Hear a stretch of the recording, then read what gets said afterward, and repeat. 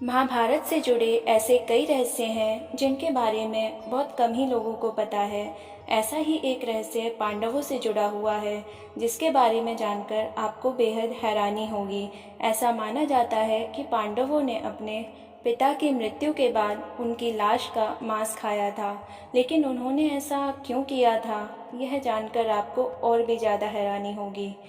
कहा जाता है कि युधिष्ठिर, भीम, अर्जुन, नकुल और सहदेव के पिता पांडु को किसी ऋषि ने शाप दिया था कि अगर वो किसी भी स्त्री से शारीरिक संबंध बनाएगा तो उसकी मृत्यु हो जाएगी।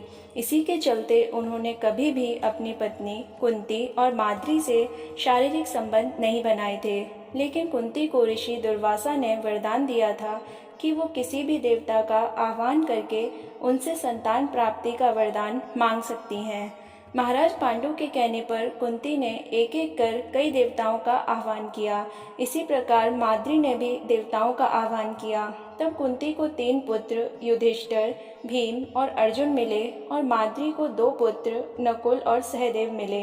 माना जाता है कि एक दिन पांडु खुद पर नियंत्रण न रख सके और उन्होंने माद्री से शारीरिक संबंध बना लिए।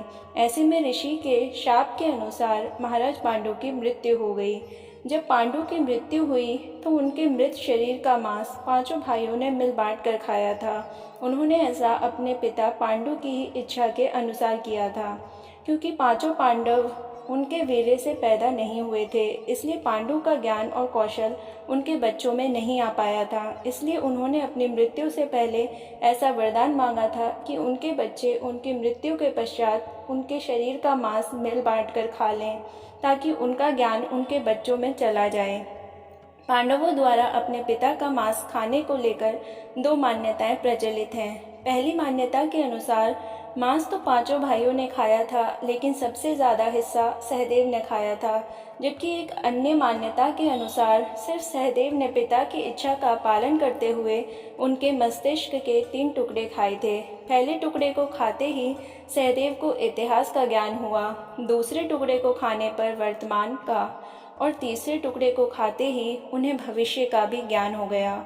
5 पांडव भाइयों में सबसे अधिक ज्ञानी सहदेव ही थे और उन्हें भविष्य में होने वाली घटनाओं को देखने की शक्ति मिल गई थी। कहा जाता है कि सहदेव ने पहले ही महाभारत का युद्ध देख लिया था। ऐसे में श्री कृष्ण को डर था कि कहीं सहदेव ये सब बातें किसी और को ना बता दें। इसलिए उन्होंने सहदेव को शाप दिया था कि अगर उन्होंने ऐसा किया तो उनकी मृत्यु हो जाएगी। वह राजाओं के बीच एक ऋषि की तरह जी सकता था, मगर कृष्ण ने भांप लिया था कि उसकी बुद्धिमानी भाग्य की धारा को रोक देगी। इसलिए एक बार उन्होंने सहदेव को टोकते हुए उससे कहा, यह मेरा आदेश है कि कभी अपनी बुद्धि को प्रकट मत करना। अगर कोई तुमसे प्रश्न पूछता है तो उसका उत्तर हमेशा दूसरे प्रश्न के रूप में देना। उस दिन के बाद से सहदेव हमेशा प्रश्नों के जवाब प्रश्नों से ही देते, जिन्हें बहुत कम लोग समझ पाते। उसे समझने वाले लोग उसकी बुद्धिमानी को देख सकते थे और जिन्हें यह प्रश्न समझ में नहीं आते थे, उन्हें लगता था कि वह सिर्फ हर चीज़ को लेकर अस्पष्टता और भ्रम पैदा करना चाहता है। एक पूरा शास्त्र इसी से निकला है, जिसे सहदेव बुद्धि कहा जाता है। आज भी दक्षिण भारत में अगर कोई ज़्यादा चतुराई दिखाने की कोशिश करता है तो कहा जाता है वह सहदेव बनने की कोशिश कर रहा है, क्योंकि लोगों को लगता था कि वह सवालों में जवाब देकर चतुराई दिखाने की कोशिश करते थे, मगर वास्तव में वह कृष्ण के आदेश का पालन कर रहे थे, जिससे सिर्फ बुद्धिमान लोगों को ही यह समझ आता था कि वो उन्हें उत्तर देने की कोशिश कर रहा है। अन्य लोग ये बातें नहीं समझ पाते थे।